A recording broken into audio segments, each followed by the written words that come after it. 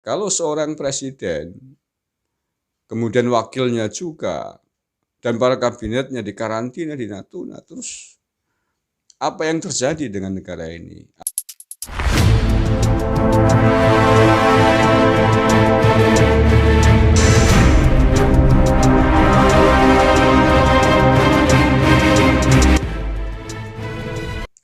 Bismillahirrahmanirrahim. Assalamualaikum warahmatullahi wabarakatuh. Bismillahirrahmanirrahim. Bismillahilladzi la yadurru ma'asmihi syai'un fil ardi wala fis sama' wa huwas samiul alim. Alhamdulillahi rabbil alamin. Allahumma sholli ala sayyidina Muhammadin wa ala alihi wa sahbihi ajma'in. Amma ba'du. Saudara-saudaraku sebangsa dan setanah air, bertemu kembali dengan KBN Nusantara. Mudah-mudahan kita senantiasa selalu dalam lindungan Tuhan Yang Maha Kuasa. Amin ya rabbal alamin. Front Pembela Islam atau FPI nampaknya sedang mengambil momen merebaknya wabah corona atau COVID-19 untuk menunjukkan kembali eksistensi dirinya yang nyaris semakin hari semakin punah. Nah, nampaknya adanya wabah besar bernama corona ini diambil momennya oleh FPI untuk mengerek kembali namanya dengan mengeluarkan sejumlah manuver, sejumlah pernyataan yang kontroversial.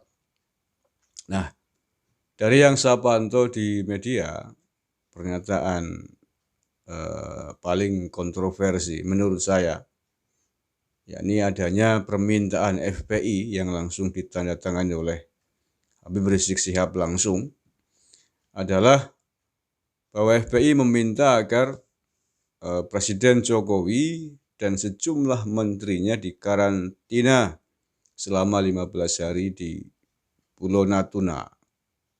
Ia mendasarkan bahwa para mahasiswa atau warga negara Indonesia yang lain yang dipulangkan dari Wuhan, Cina dulu dikarantina di pulau itu. Nah, oleh karena itulah menurut FPI bahwa Presiden Jokowi dan para menterinya yang dikhawatirkan terjangkit oleh virus corona ini juga mestinya dikarantina di tempat yang sama. Nah, permintaan FPI ini berangkat dari adanya salah satu anggota kabinet Jokowi, yakni Pak Budi Karya, Menhub, yang sudah divonis positif corona. Nah, itu saya kira pernyataan dari FPI yang terhitung kontroversial dan keras. Tapi begini ya, saya tanggapi bahwa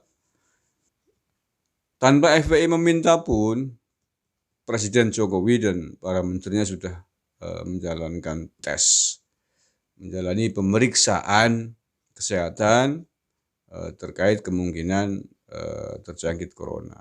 Jadi, tetapi bahwa permintaan untuk dikarantina sebagaimana di Natuna, saya kira ini adalah sangat berlebihan.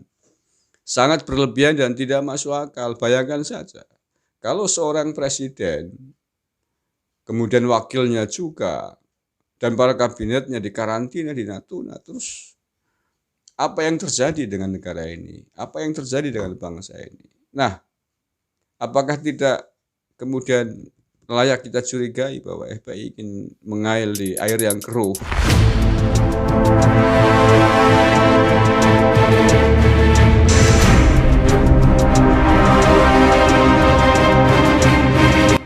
Dengan kekosongan kepala negara di Jakarta. Nah, itu dia. Jadi menurut saya tidak usahlah presiden didikte, disuruh-suruh, diperintah untuk dikarantina terkait corona ini. Saya kira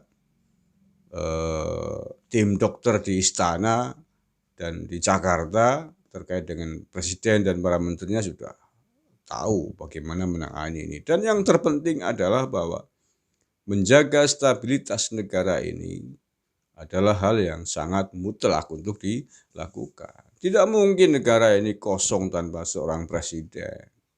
Bisa berapa? Nah, ini dia. Kalau kemudian ini diikuti, apakah mungkin FPI ingin mengambil kesempatan untuk melakukan hal-hal yang tidak diinginkan, yang bisa menimbulkan stabilitas negara ini kacau? Lah, seandainya ada anggapan seperti itu, tentu saja wajar lah ya. Wajar sekali, karena selama ini FPI, terutama imam besarnya Habib Rizik Syihab, memang menganggap bahwa Jokowi adalah presiden yang ilegal, pemimpin yang ilegal di Republik ini. Nah, tentu saja tentu saja kalau Jokowi sampai di karantina di pulau terpencil, ini akan membuat peluang untuk orang-orang yang menginginkan khilafah Islamiyah mencari momen dan melakukan gerakan-gerakan tertentu. Tapi saya kira Presiden Jokowi, Mabes Polri, TNI sangat paham, sangat tahu akan manuver-manuver jorok itu, akan manuver-manuver yang tidak populer dan sangat membahayakan bangsa dan negara ini. Menurut saya beginilah ya, FPI tidak usah terlalu banyak memberikan statement untuk bangsa dan negara ini. Mengapa saya katakan demikian? Ya, pertama bahwa FPI sendiri eksistensinya hari ini sudah tidak memiliki izin. Eksistensi organisasinya bisa dikatakan ilegal karena tidak punya izin operasional di negara ini. Yang kedua, FPI sendiri mengatakan bahwa Presiden Jokowi bukanlah presiden yang sah. Dia mengatakan presiden yang ilegal. So what? Mengapa ikut campur dengan negara, dengan kepala negara yang Anda sendiri menganggap kepala negara yang tidak sah? Nah, lain persoalannya kalau himbauan FPI, permintaan FPI ini adalah ikhlas dalam konteks bagaimana menangani virus corona, dalam konteks bagaimana menghadang, memerangi virus corona sebagaimana yang saat ini negara sedang lakukan. Nah, kalau permintaannya ikhlas, tentu saja tidak usah dibumbuni dengan harus dikarantina, ditempatkan di pulau terpencil, kan begitu. Serahkan saja kepada Satgas COVID-19, kepada pejabat yang telah ditunjuk oleh presiden, oleh negara untuk menangani ini. Kan sudah punya standar dan protap khusus bagaimana menangani wabah yang sudah ditetapkan sebagai wabah darurat bencana corona ini, kan begitu. Nah, indikasi yang kedua bahwa mengapa FPI patut dicurigai dengan manuver kotornya ini adalah tidak hanya itu. Selain FPI meminta agar Presiden Jokowi dan sejumlah kabinetnya dikarantina, FPI juga mendesak DPR untuk melakukan hak angket kepada Presiden Jokowi atas kekacauan, atas kacaunya koordinasinya di dalam menangani wabah corona ini. Nah, ini kan semakin menguatkan bahwa ternyata apa yang diinginkan oleh FPI ini bermaksud buruk, untuk menjungkalkan, untuk menurunkan, untuk menghentikan langkah Presiden Jokowi menjadi Presiden Republik Indonesia. Mau apa lagi? Dan ini menurut saya kemajon, bahasa Banyumasnya itu kemajon atau ngelunjak begitu bahasa Indonesianya. Ngelunjak lah ya. Sementara eksistensi lembaganya, organisasinya sendiri menjadi masalah, tetapi kok ya permintaannya aneh-aneh. Permintaannya kok yang ngawur-ngawur begitu gitu loh. Lebih baik menurut saya urusi diri sendiri saja. Urusi organisasinya, urusi Habib Rizik di tanah suci agar tidak bermasalah. Urusi izin organisasi FPI agar bisa diberikan izin. Urusi FPI, persyaratan FPI, betulkan ADART FPI agar menjadi organisasi yang sah, yang legal, yang kemudian mendapatkan izin dari Kementerian Dalam Negeri. Itu lebih penting daripada kemudian mengurusi persoalan bangsa yang begitu besar, yang di luar jangkauannya, kan begitu. Nah, saya kira apa yang disampaikan, apa yang diminta FPI kepada DPR RI ini perlu menjadi kewaspadaan kita semua. Tidak hanya para elit politik di Jakarta, tidak hanya elit politik di DPR RI, tetapi juga kita seluruhnya, warga negara Indonesia, apapun agamanya, apapun sukunya, untuk tetap waspada dengan organisasi bernama FPI, karena terbukti terus-menerus ingin merongrong negara, terbukti terus-menerus ingin mengganggu ketenangan kepemimpinan Presiden Jokowi di dalam mengganggu Presiden Jokowi dalam memimpin negara Republik Indonesia ini. Yang terakhir, bahwa mari kita bersama-sama berupaya secara maksimal terkait dengan wabah corona ini, membantu pemerintah, membantu negara.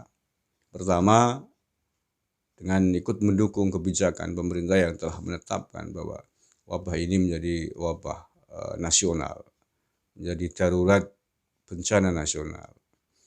Jadi apapun apa yang telah diinstruksikan, yang telah digariskan, ditetapkan oleh negara, kita ikuti. Kita diperintahkan untuk menjauhi keramaian-keramaian karena demi keselamatan kita bersama. Kita ikuti sesuai standar dan protap yang ada. Yang kedua, sebagai umat beragama, sebagai warga negara yang bertuhan, yang memiliki Tuhan, kita juga mari bersama-sama berdoa, memohon kepada Allah Subhanahu wa Ta'ala yang beragama Islam, dan memohon kepada Tuhan masing-masing bagi yang non-Muslim, agar negara ini secepatnya bisa dibebaskan dari bencana dan wabah yang wabah secara nasional ini. Mudah-mudahan kita semuanya selalu dalam lindungan Allah Subhanahu wa Ta'ala, selalu dalam naungan Tuhan yang Maha Kuasa, yang Maha Rahman Rahim, dan sehingga bencana corona ini bisa cepat ditangani oleh bangsa Indonesia. Sekian, kurang lebihnya mohon maaf. Wallahul muwaffiq ila aqwamit thoriq. Assalamualaikum warahmatullahi wabarakatuh.